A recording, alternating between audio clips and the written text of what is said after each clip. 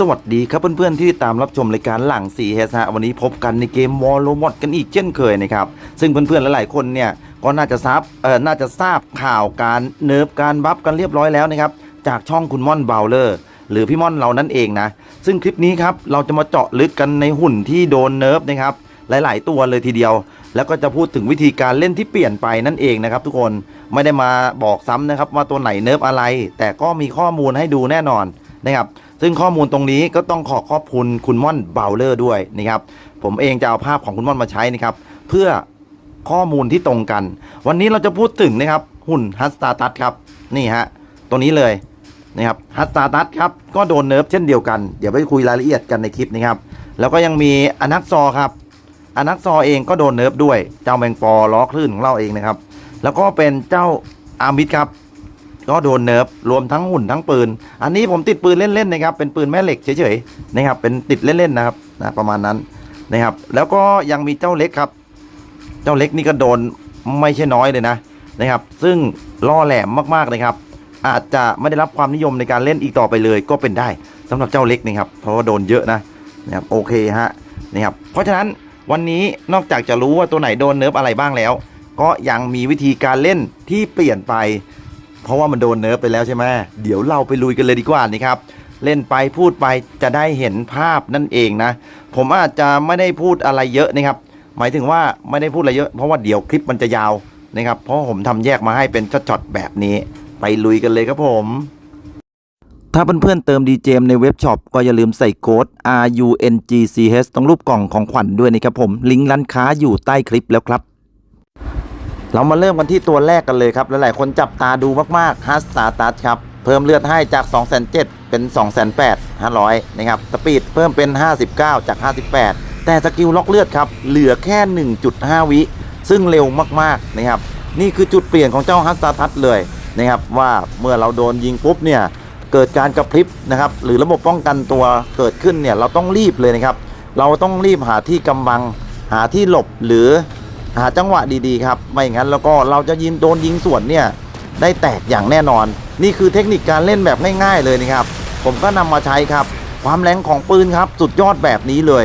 นะครับถึงจะโดนเนิร์ฟไปแล้วอะไรไปแล้วนะครับแต่เมื่อกดสกิลในขณะที่โจมตีคู่ต่อสู้หายห่วงครับแบบนี้นะครับเราจะได้ดาเมจนะครับอย่างรุนแรงนะครับซึ่งไม่แพ้จากของเดิมเลยนี่ฮะทั้งปืนกลในตัวแล้วก็ปืนที่เขาเนิร์ฟมานะครับยังใช้งานได้ดีนะครับไม่น่าเป็นห่วงครับสิ่งที่น่าเป็นห่วงอย่างที่บอกครับมีอย่างเดียวถ้าเกิดโดนยิงแล้วตัวเรากระพริบรีบหาที่หลบครับนะการเล่นก็มีประมาณนี้ไม่ได้ยากเย็นอะไรสำหรับฮัสตาตัสนะครับอย่างที่บอกต้องระวังอย่างเดียวครับไม่ต้องระวังอย่างอื่นเลยนะครับเมื่อเราโดนยิงนะครับตัวกระพริบให้หาที่หลบนั่นเองนะส่วนเรื่องของเซลล์พลังงานนะครับก็อาจจะปรับเปลี่ยนไปใช้นะครับเขาเรียกว่าเป็นแฟลชชิปนะครับถ้าหลายคนไม่อยากตุยก็สามารถเติมแฟลชชิปหรือไม่ก็ใช้การฮิวเลือดนะครับแบบพิเศษคือแบบใหญ่อะก็สามารถฮิวเลือดส่วนได้บางลักษณะนะครับแบบเนี้ย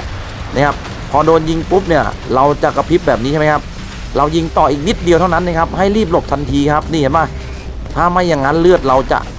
นะครับลดเยอะมากๆเลยครับโชคดีที่เซลล์พลังงานนะครับผมในช่วงนี้เนี่ยสามารถฮิวเลือดได้เยอะมากๆเลยครับตัวฮิวเลือดใหญ่อะใหญ่สุดเลยครับนะตัวฮิวเลือดพิเศษอะที่เพิ่มโล่เหลืองให้เราด้วยและรักษาเลือดสีเทาด้วยก็เลยทำให้ฮัสตาตัสเล่นได้นะทุกคนนะครับตอนแรกผมเป็นห่วงมากๆเลยครับว่าจะเล่นไม่ได้หรือเปล่าเพราะตัวนี้ผมก็ชอบด้วยนะนี่ฮะก็พอโล่พอเกราะกลับมาปุ๊บเนี่ยเราค่อยกลับมาสู้ต่อครับไม่จำเป็นต้องรีบร้อนเนาะนี่ครับแบบนี้ฮะพอคิวได้หลายตัวอยู่นะทุกคนนี่ก็ถือว่าใช้ได้อยู่นะครับสำหรับฮัสตาตัสโดนยิงครับเนี่ยฮะกับพริบปุ๊บหาที่กำบังทันทีครับนะต้องรีบหาที่กำบังทันทีเรามาดูตัวที่2ครับอนักซอครับนะก็สกิลการบินลดเหลือ3วิครับแล้วก็ระยะการมองเห็นเพิ่มเป็น150ก็ทำให้เจ้าอนักซอนั้นนะครับหายตัวแวบเดียวนั่นเองนะทุกคนก็อาจจะโดนจับเป้าหมายได้ง่ายครับแล้วส่วนการมองเห็นของเจ้าอนักซอนะครับปกติเนี่ยโอ้โหกว่าจะมองเห็นตัวเนี่ยต้องเข้าใกล้มากๆแต่ตอนนี้ครับเหลือแค่150ครับทำให้เจ้านักซอเปิดเผยตัวได้ง่ายเพราะฉะนั้นเพื่อนๆที่เล่นนะครับลักษณะเข้าหาศัตรูหรืออยู่แบบบนหัวศัตรูเนี่ยจะอันตรายมากๆเราก็ปรับเปลี่ยนวิธีเล่นนิดหน่อยครับ ให้ทิ้งระยะครับมองเห็นเป้าหมายครับนะปืนที่ใช้คือปืนที่ใช้โดนเนิร์ฟนิดหน่อยนะครับไม่ได้โดนเนิร์ฟเยอะก็ยังใช้ได้มันยิงได้500 เมตรเพราะฉะนั้นเราต้องดูระยะเลยว่าเราจะเข้าใกล้ศัตรูแค่350 เมตรเท่านั้นนะครับอย่าเข้าลึกไปกว่านั้นก็สามารถเล่นเจ้าอนักซอได้แล้วนะทุกคนและปัจจุบันนี้มีปืนใหม่เยอะแยะเลยครับให้สามารถยิงได้ระยะ600 เมตรนะครับ800 เมตรเพราะฉะนั้นอนักซอไม่จำเป็นที่จะต้องเข้าไปอยู่ใกล้ศัตรูนะครับนะไม่จำเป็นที่จะเข้าไปอยู่ในใกล้ศัตรูแล้วก็คือให้ศัตรูเห็นตัวละนะครับก็สามารถเล่นได้แล้วอันนี้ผมเล่นแบบระยะใกล้ๆให้ดูเลยนะเนี่ยฮะว่าอนักซอยังโหดนะครับถือว่าโหดเหมือนเดิมนะครับยังถือว่าโหดเหมือนเดิมอันนี้ติดครับทุกคนลงมาติดขยับไม่ได้เดี๋ยวรอบินขึ้นไปอีกรอบครับนี่ฮะส่วนที่ตอนที่มันล่องหนหายตัวนะครับเพียงแค่3 วินะครับก็นั่นแหละทำมันหายตัวได้แค่3 วิเราก็ต้องหาที่กำบังนะครับหรือที่หลบนะครับต่อให้มันหายตัวได้แค่3 วินะครับปืนในปัจจุบันนี้นะครับมันก็จับเป้าหมายยากนะครับผมมันก็จับเป้าหมายเจ้านักซอตอนช่วงหายตัวนี่ยากอยู่แล้วทุกคนเพราะฉะนั้นผมมองว่าเจ้านักซอยังโหดเหมือนเดิมครับนะโหดเหมือนเดิมครับอย่าเข้าใกล้ศัตรูเกินไปเท่านั้นเองนะครับซึ่งแต่ก่อนนี่แหมบินว่อนเลยเนาะบินวนรอบหัวเรายิงไม่ได้เลยนะครับเนี่ยพอโดนพอหายตัวแล้วถึงจะกลับมาเห็นตัวเร็วก็จริงนะครับแต่ว่ามันก็จับเป้าหมายยากครับด้วยความเร็วของมันเนาะแล้วก็ด้วยการล่องหนของมันด้วยนะครับก็ไม่มีปัญหาครับสำหรับอนักซอถึงจะโดนเนิร์ฟแล้วเล่นได้ยาวๆครับนะอย่างน้อยก็ช่วงนี้แหละไม่มีปัญหาครับเรามาดูของส่วนจระเข้กันบ้างครับจระเข้เจ้าอามิดโดนเยอะฮะนะครับโดนปรับเปลี่ยนไปเยอะนะสกิลนะครับแต้มต้านทานจาก100 เหลือ 65นะครับแล้วก็ระยะการช็อตสโลว์ดาวน์นะครับจาก10เหลือ5 วินะครับแล้วก็แต้มต้านทานครับแต้มต้านทานพูดแล้วเนาะจาก100 เหลือ 65นะครับอะไรประมาณนี้ก็เลยทำให้เจ้าอามิดบางลงแต่ที่ปัญหาไม่ได้อยู่ที่ตัวหุ่นยนต์นะทุกคนปัญหามันอยู่ที่ปืนครับนะปืนน่ะปืนน่ะมันเบาลงมากเกินไปนะทุกคนคือโดนเนิร์ฟหนักอะนะครับโดนเนิร์ฟหนักเลยทำให้ไม่ว่ายังไงปืนก็เบาลงนะครับนะไว้ใจไม่ได้สมัยก่อนนี่สู้กับไอ้กบนะครับสบายๆเนาะนะครับก็เลยทำให้ตอนนี้นะครับคนที่เล่นอาร์มิสนะครับหรือเจ้าจระเข้เรื่องความถึกทนเนี่ยไม่ค่อยมีปัญหาเท่าไหร่นะเพราะว่าหุ่นตัวอื่นก็โดนเนิร์ฟไปแล้วนะครับมันก็ลดความทนลงมาหน่อยก็ไม่ใช่ปัญหาแต่ปัญหามันคือปืนครับนะเพื่อนๆอาจจะปรับเปลี่ยนไปเล่นปืนไฟอะไรแบบนี้หรือยังใช้ปืนชุดเดิมก็ได้นะครับแต่มันจะไม่ได้อารมณ์เดิมตรงที่ว่าไม่ใช่ยิงส่วนทีเดียวพวกตายเลยอย่างนี้ไม่ใช่นะครับแค่นั้นเองนะครับไม่ใช่ปัญหาเลยและสกิลการช็อตในตัวครับลดลงมาครับจาก350เหลือเพียง200 เมตรนะครับแต่แลกมาด้วยความแรงนะครับที่แรงมากขึ้นผมมองว่าอันนี้ถือว่าโอเคนะก็ไม่ได้เสียหายอะไรมากนะครับปกติช็อตได้350ก็ทำให้ลดลงมาเหลือแค่200แต่ได้ความแรงเพิ่มเห็นชัดเลยนะครับความแรงตรงนี้นี่เห็นได้ชัดเจนซึ่งคลิปที่แล้วเนี่ยผมได้เล่นให้ดูไปแล้วนะครับอันนี้ก็เอามาพูดคร่าวๆเฉยๆเนาะก็ไม่มีอะไรมากนะครับต่อไปครับเจ้าเล็กครับทุกคนเจ้าเล็กนี่โดนเนิร์ฟหมดเลยฮะไม่ว่าจะเป็นการไม่ว่าจะเป็นเรื่องของสกิลในตัวนะครับความแรงก็ลดลงนะครับผมประ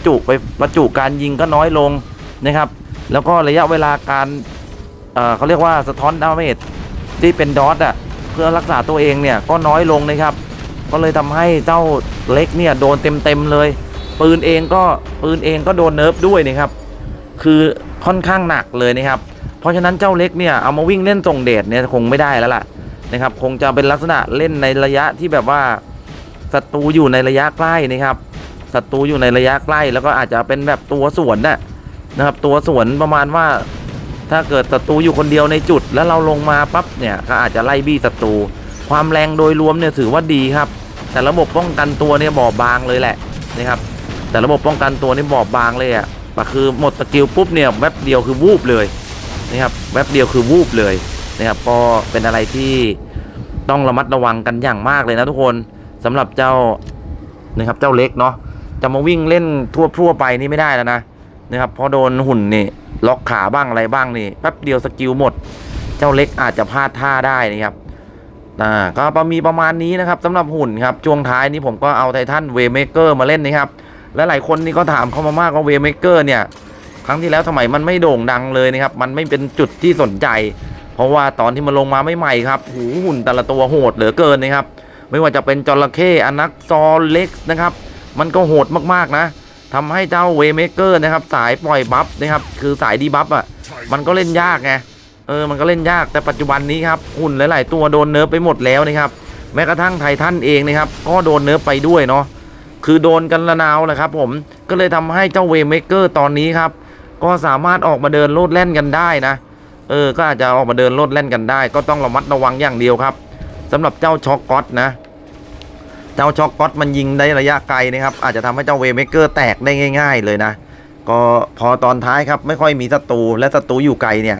ผมก็เอามาเล่นให้ดูแล้วก็พูดถึงเจ้าหุ่นเจ้าไททันตัวนี้ให้ฟังกันสักหน่อยแล้วกันว่าจริงๆนะมันใช้ได้ครับ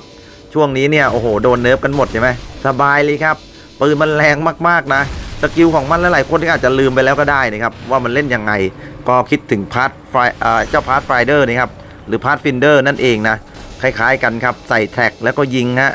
แล้วก็เก็บสแต็กกันต่อเนื่องนั่นเองนะก็ประมาณนี้นี่ครับสำหรับเจ้าเวเมเกอร์คือเป็นไททันที่หลายๆคนบอกโอ้นะครับยี้เลยนะครับพอเห็นปุ๊บก็ยี้ปั๊บเลยนะครับ แต่ช่วงนี้ก็อาจจะนำมาใช้เล่นกันได้นะทุกคนก็ทั้งหมดทั้งมวลก็มีประมาณนี้ครับสำหรับคลิปนี้ก็หวังว่าจะมีประโยชน์สำหรับเพื่อนๆนะครับเพื่อเป็นแนวทางการเล่นนะครับสำหรับหุ่นที่โดนเนิร์ฟไปแล้วเนาะนะครับเรื่องการเนิร์ฟเป็นเรื่องปกตินะครับมันถึงเวลามันก็โดนเนิร์ฟนะครับแล้วก็มีหุ่นใหม่ๆเข้ามา